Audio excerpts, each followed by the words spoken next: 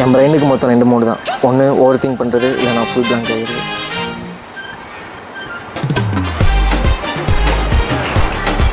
சில நேரத்தில் நான் ரொம்ப சீரியஸாக யோசிச்சுட்டு இருப்பேன்.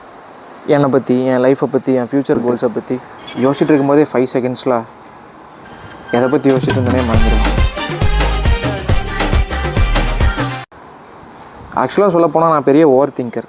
எந்தளவுக்கு ஓவர் திங்கர்னால் வந்து, அம்மா நான் இப்போ என்ன சொல்ல வந்தேன், மறந்தாயே மறந்தாயே என்னை யாராலையும் அழிக்க முடியாது, நானே அழிச்சுப்பேன். எவ்வளோ யோசித்தாலும் ஏன் நம்மளுக்கு ஞாபகமே வர மாட்டேன்னு தெரில.